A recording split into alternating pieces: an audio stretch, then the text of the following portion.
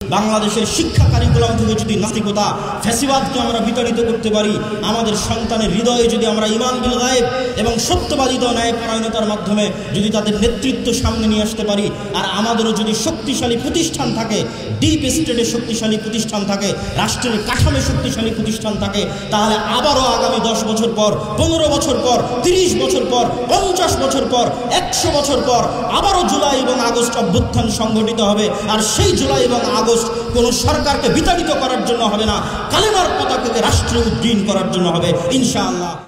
আসসালামু আলাইকুম ওয়া রাহমাতুল্লাহি ওয়া বারাকাতুহু। আলহামদুলিল্লাহি ওয়াহদাহু ওয়াসসালাতু ওয়াসসালামু আলা মান লা নাবিয়্যা বা'দা। প্রশংসা মহান আল্লাহ, শান্তি অবতীর্ণ হোক সর্বশেষ সর্বশ্রেষ্ঠ রাসূল আহমদ মুহাম্মদ মুস্তাফা সাল্লাল্লাহু আলাইহি ওয়াসাল্লামের প্রতি।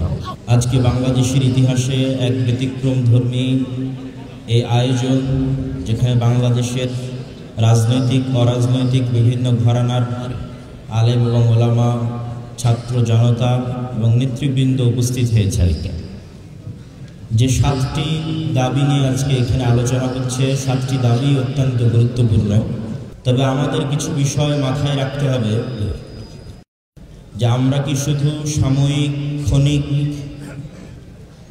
ইমিডিয়েট কিছু রেজাল্ট নিয়েই ক্ষান্ত হয়ে যাব, না দীর্ঘস্থায়ী, দীর্ঘমেয়াদী, সুদূর প্রসারী পরিকল্পনা নিয়ে এদেশের আলেম সমাজ এবং ছাত্র জনতা কাজ করবে। আপনাদের একটি বিষয় মাথায় রাখতে হবে যে 24 জুলাই আগস্ট গণ অভ্যুত্থানে এদেশের ধর্মপ্রাণ মুসলমান জনগণ এবং ছাত্র, মাদ্রাসার আলেম এবং ওলামাদের ব্যাপক অবদান এবং ভূমিকা ছিল। কিন্তু আপনি খেয়াল করলে দেখবেন যে রাস্তায় লক্ষ লক্ষ কোটি কোটি মুসলমান ধর্মপ্রাণ জনতা থাকলেও ক্ষমতা কিন্তু চলে গেছে এনজিওদের হাতে। তার কারণ হচ্ছে আমরা ভোটার হিসেবে, সাধারণ জনগণ হিসেবে আমাদের সংখ্যা এবং আমাদের সমর্থন লক্ষ লক্ষ কোটি কোটি হলেও রাষ্ট্রের যে ডিপ স্টেট আছে, রাষ্ট্রের যে মূল স্টেক হোল্ডার আছে, সেই জায়গায় আমাদের কোনো শক্তিশালী প্রতিষ্ঠান আমরা তৈরি করতে পারি না।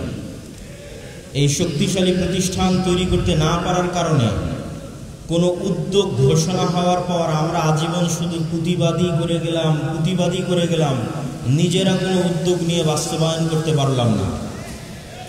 যেমন ছাত্র জনতার রক্তের উপর যে সরকার তৈরি হয়েছে, সেই সরকার প্রাথমিক বিদ্যালয়গুলোতে কোরআন শিক্ষার ব্যবস্থা না করে গানের শিক্ষার অনুমোদন দিয়েছিল। তাহলে আমরা এই যে লক্ষ লক্ষ কোটি কোটি জনগণ পরিশ্রম করলো, শ্রম দিল, তারা কেন রাষ্ট্রে প্রাথমিক শিক্ষায় কোরআন এবং দ্বীনি শিক্ষা বাস্তবায়নের যে উদ্যোগ, যে চেষ্টা, সেটি বাস্তবায়ন করতে তো পারলই না, উল্টো এনজিওরা গানের মাধ্যমে বেহায়াপনা এবং বেলিল্লাপনার সংস্কৃতি আমাদের সন্তানদের মধ্যে ঢুকিয়ে দেওয়ার চেষ্টা করছে এই সরকারের আমলে।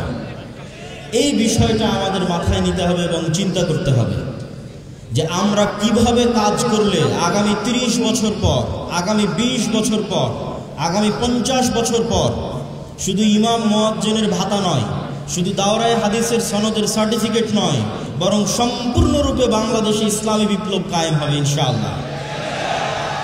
এই চিন্তা, এই চেতনা এবং এই পরিকল্পনা নিয়ে আমাদের কাজ করতে হবে। এবং এইটি কাজ করার জন্য আমি ছোট্ট 2-1টা কথা বলে আমার বক্তব্য শেষ করব। 1, আল ইমান বিল গায়বে মজবুত বিশ্বাস লাগবে। আপনি শুধু দুনিয়াবী কার্যকরণের সূত্র দিয়ে যদি বিজয় অর্জন করতে যান, তাহলে আজকে আমরা যত দুর্বল, আজকে গাজার মানুষ যত দুর্বল, তার চেয়ে বেশি দুর্বল ছিল মুসা আলাইহিস সালাতু ওয়াস সালাম ফেরাউনের নিকটে। কিন্তু মুসা আলাইহিস সালাতু ওয়াস সালামের ঈমান বিল গায়বে বিশ্বাস ছিল। যে ঈমান বিল গায়ব আমরা সবসময় পড়ি, আমানতু বিল্লাহি ওয়া মালাইকাতিহি, আল্লাহর ফেরেশতার উপর বিশ্বাস, নূরের উপর বিশ্বাস, গায়েবী মদদের উপর বিশ্বাস। আপনারা চোখের সামনে দেখেছেন 16 বছরের ফ্যাসিবাদ কিভাবে আল্লাহর গায়েবী মদদে পতন ঘটেছে।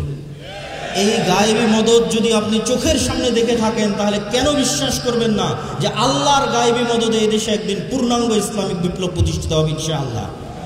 এটার উপর আপনার ইয়াকিন থাকতে হবে যে আল্লাহ সুবহানাহু ওয়া তাআলা চাইলে আপনাকে সাহায্য করতে পারে। 2, প্রকৃত নেতৃত্বের বিকাশ ঘটানো। প্রকৃত নেতৃত্ব কোথায় থেকে আসবে? ন্যায়পরায়ণতা এবং সত্যবাদিতা হচ্ছে নেতৃত্বের অঙ্কুরোদ্গম, নেতৃত্বের বীজ ঘর। আল্লাহ যত নবী, যত রাসূল পাঠিয়েছে, প্রত্যেক নবী, প্রত্যেক রাসূল জন্মগত সত্যবাদী, জন্মগত আমানতদার, জন্মগত ন্যায়পরায়ণ। মূসা আলাইহিস সালাম যদি বানু ইসরাঈলদের সাথে বড় হতেন, উনিও বানু ইসরাঈলের স্বভাবে প্রভাবিত হতেন, কেননা গোলামের স্বভাব সবসময় সংকীর্ণ মনে হয়। এই জন্য মূসা আলাইহিস সালামকে আল্লাহ ফেরাউনের বাড়িতে লালিত পালিত করেছে, যাতে মূসা আলাইহিস সালামের সত্যবাদিতা, ন্যায়পরায়ণতা, আমানতদারিতায় চুল পরিমাণ কমতি তৈরি না হয়। কিন্তু দুঃখজনক হলেও সত্য, আমরা আজকে যারা মসজিদ মাদ্রাসার সাথে সম্পৃক্ত আছি, আমরা আজকে যারা আলেম ওলামা আছি, তারা আমাদের সমাজে যেহেতু অর্থনৈতিকভাবে সংকীর্ণ জীবনযাপন করি, ফলত অনেক ক্ষেত্রে সত্যবাদিতা এবং ন্যায়পরায়ণতার মাপকাঠিতে আমরা উত্তীর্ণ হতে পারি না। আমাদের মাথায়, অনেকের মাথায় দেখবেন গত 16 বছর ওসি, ডিসি, এসপি, মন্ত্রী, মিনিস্টার মুখে দাঁড়িয়ে আছে, কয়েকবার হজ করেছে, ওমরা করেছে, কিন্তু দেখবেন যখন চেম্বারে বসে তখন ঘুষ খায়। তাদের অন্তরে ঈমান প্রবেশ করেনি, মুনাফিকিতে ছেয়ে গেছে।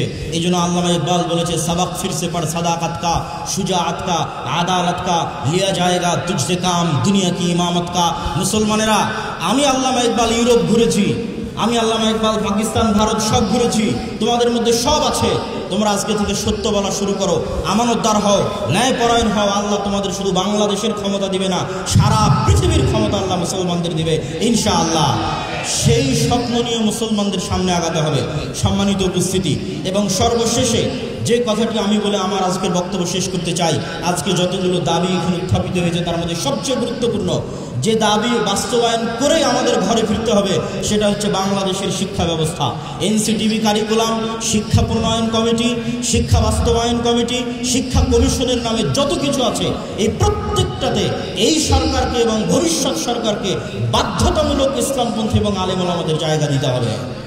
এই একটা দাবিতে যদি আমরা শক্ত থাকি, বাংলাদেশের শিক্ষা কারিকুলাম থেকে যদি নাস্তিকতা, ফ্যাসিবাদকে আমরা বিতাড়িত করতে পারি, আমাদের সন্তানের হৃদয়ে যদি আমরা ঈমান বিল গায়েব এবং সত্যবাদিতা ও ন্যায়পরায়ণতার মাধ্যমে যদি তাদের নেতৃত্ব সামনে নিয়ে আসতে পারি, আর আমাদেরও যদি শক্তিশালী প্রতিষ্ঠান থাকে, ডিপ স্টেটে শক্তিশালী প্রতিষ্ঠান থাকে, রাষ্ট্রের কাঠামে শক্তিশালী প্রতিষ্ঠান থাকে, তাহলে আবারও আগামী 10 বছর পর, 15 বছর পর, 30 বছর পর, 50 বছর পর, 100 বছর পর আবারও জুলাই এবং আগস্ট অভ্যুত্থান সংঘটিত হবে। আর সেই জুলাই এবং আগস্ট কোন সরকারকে বিতাড়িত করার জন্য হবে না, কালেমার পতাকাকে রাষ্ট্রে উদ্দীন করার জন্য হবে ইনশাআল্লাহ। ওয়া আখিরু দাওয়ানা আলহামদুলিল্লাহি রাব্বিল আলামিন। আসসালামু আলাইকুম ওয়া রাহমাতুল্লাহি ওয়া বারাকাতুহু।